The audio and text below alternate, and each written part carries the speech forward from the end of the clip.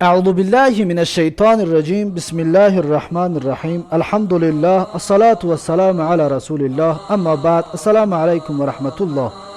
برادران عزیز و مهربان، درسی آموزش حرفهای عربی که ما و شما 6 درس را طی کردیم، یعنی 6 درس برای شما پیشکش کردیم و امروز درسی هفتم را با یاردم الله جل جلاله پیشکش خواهیم کرد.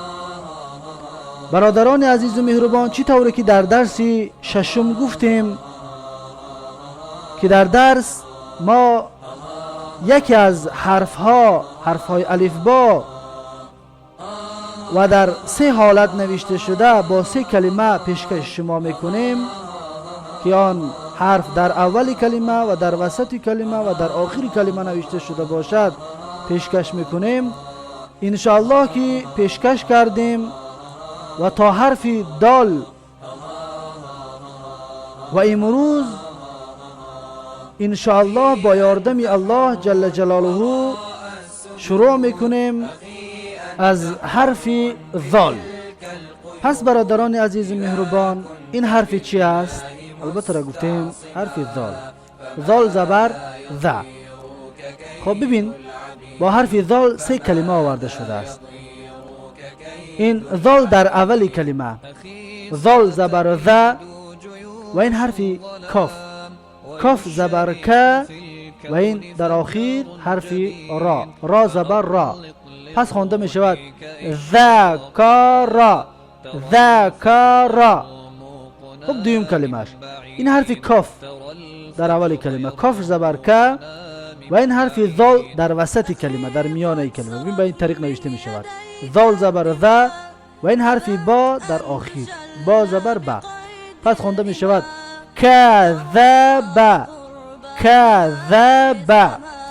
خب سوم کلمهش، این حرف نون در اول کلمه، نون زبر نه، و در وسط کلمه حرف با، با زبر با، و در آخر حرف ذال. پس خوانده می شود ذال زبر ذا. پس خوانده می شود نبذ، نبذ. خب این حرف چیست دوستان؟ آفرین، حرف را، را زبر را. خب با حرف را 3 کلمه آورده شده است. ببین در اول کلمه حرف را، را زبر را، ف حرف فا، در دوم حرف فا، فا زبر فا، و در آخر حرف عین. پس خوانده می شود رفع، رفع. خب دوم کلمهش، این حرف عین در اول کلمه، حرف عین، عین زبر ع، و این در وسط حرف را، را زبر را، و در آخر حرف ضاد، ضاد زبر و ضاد. پس خوانده می شود عرض، عرض. خب سوم کلمهش، این حرف عین در اول کلمه، عین زبر ع، و در وسط کلمه حرف صاد، صاد زبر صا، و در آخر حرف را، را زبر را. پس خوانده می شود عصار، عصار. خب این حرف چی است برادر عزیز؟ آفرین، حرف زا، زا زبر زا. خب با حرف زا 3 کلمه آورده شده است. ببین زا در اول کلمه، ز زبر زا، ر زبر را، عین زبر ع. پس خوانده می شود زرع، زرع. خب دویم کلمه، این حرف نون در اول کلمه، نون زبر نه، و این حرف زا، زا زبر زا، و این حرف عین در آخر، عین زبر ع. پس خوانده می شود نزع، نزع. خب سوم کلمه، این حرف لام هست در اول کلمه، لام زبر لا، و این در وسط در میانه حرف میم هست، میم زبر ما، و این حرفی زا هست در آخر کلمه، زا زبر زا. پس خوانده می شود لمز. لمز. خب این حرف چیست؟ آفرین، حرف سین.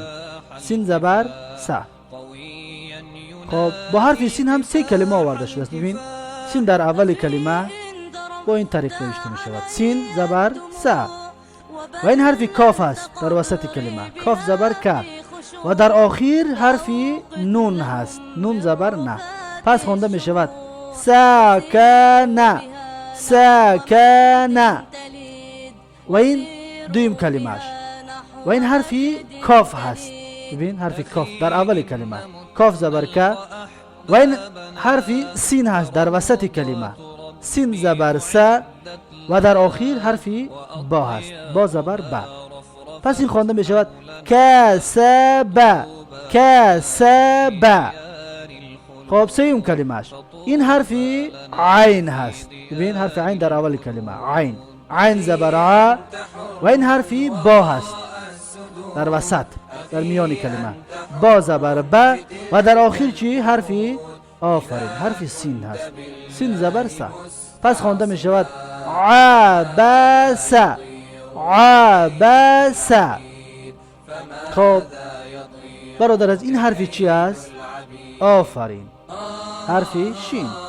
در بالایش چی؟ فتحه، یعنی زبر. آفرین، شین زبر ش. خب با حرف شین هم سه کلمه آورده شده است. ببین یکم شین در اول کلمه، شین زبر ش. حرف دوم حرف ف است در وسط کلمه، ف زبر ف. و در آخر چی؟ حرف عین هست، عین زبر ع. پس ببین برادر خوانده می شود شفع. شفع. خب دوم کلمه این حرف کاف هست، کاف. کاف زبر که. و دوم حرف شین هست، شین زبر ش. شین در وسط کلمه به این طریق نوشته می شود، شین زبر ش. و در آخر حرف فا هست، فا زبر ف. ببین پس خوانده می شود کشف. کشف. خب سوم کلمهش ببین در اول کلمه حرف خا هست، حرف خا، خ زبر خا. و این در وسط کلمه حرف میم هست، میم زبر ما. و در آخر حرف شین هست، شین زبر ش. پس چقدر خوانده می شود؟ خامش. خامش. خب این حرف چی است برادرم؟ آفرین، حرف صاد. در بالاش چی است؟ فتحه، یعنی زبر. صاد زبر صا. خب با حرف صاد هم سه کلمه آورده شده است. ببین صاد در اول کلمه، صاد زبر صا.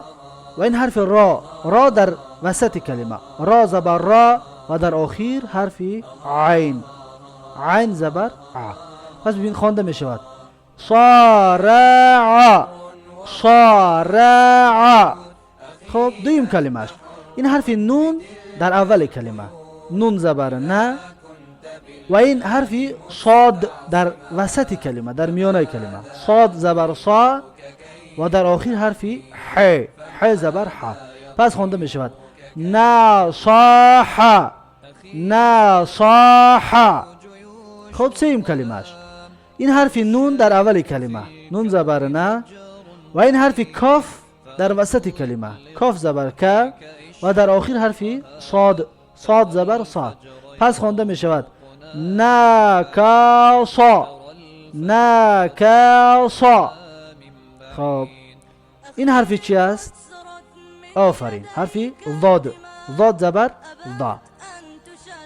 خب با حرف ضاد هم سه کلمه آورده شده است. ببین این یکم کلمهش در اولی کلمه حرف ضاد، ضاد زبر ضا. این حرف را، را زبر را. و در آخر حرف با، با زبر با. پس خوانده می شود ضارب. ضارب. خب دویم کلمهش این حرف ح است، ح، ح زبر ح. و این در وسط یعنی در میانه حرف چی است؟ حرف آفرین، حرف ضاد. ضاد زبر ضا. و این در آخر حرف را، را زبر را. پس خوانده می شود حضر، حضر. خب سیوم کلمش این حرفی را هست در اول کلمه، را زبر را. و این در وسط در میان حرفی چی است؟ حرفی فا، فا زبر فا. و در آخر حرفی داد، داد، داد زبر دا. ببین پس خوانده می شود رفض، رفض. خب این حرفی چی است؟ آفرین حرفی تا، یعنی اتقی، اتقی زبر تا، تا زبر تا. خب با حرف تا سه کلمه آورده شده است. ببین حرف تا در اول کلمه، تا زبر تا. و این حرف ر است، ر زبر را. و در آخر حرفی ح است، ح زبر ح. پس خوانده می شود طارح، طارح. خب دویم کلمهش این حرف خا است در اول کلمه، حرف خا، خ زبر خا. و این حرف تا در وسط کلمه، در میان کلمه به این شکل است. ببین تا زبر تا و در آخر حرفی را است، را زبر را. پس خوانده می شود خاطر، خاطر. خب و این سوم کلمهش این حرف واو هست، حرف واو، واو زبر و. و این حرف سین هست. ببین در وسط کلمه حرفی سین، سین زبر سا. و این در آخر حرفی تا است، اتقی، تا زبر تا. پس خوانده می شود و سا تا، و سا تا. خب این حرفی چی است؟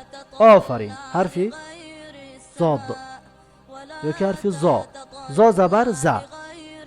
خب با حرف زا هم سه کلمه آورده شده است. ببین حرف زا در اول کلمه، زا زبر زا یا ازغه زبر زا. عین این حرف عین هست، عین زبر ع. و در آخر حرفی نون هست، نون زبر نه. پس خوانده می شود ضاعنا، ضاعنا. خب دویم کلمش این حرف نون هست در اول کلمه، حرف نون، نون زبر نه. و این حرفی زا هست، زا زبر زا. و در آخر حرفی ر هست، ر زبر را. پس خوانده می شود ناظر، ناظر. خب این حرفی واو هست، سوم کلمش این حرفی واو هست، واو زبر و. این حرفی عین هست در وسط کلمه، حرفی چی هست؟ عین، عین زبر ع. و در آخر حرفی زا هست، حرفی ازغه، ازغه زبر زا. پس خوانده می شود وعظا، وعظا. خب برادران عزیز مهربان، در اینجا درس هفتم را به پایان می رسانیم و حرف های باقی مانده را با یاردم الله جل جلاله در درس هشتم پیشکش می کنیم.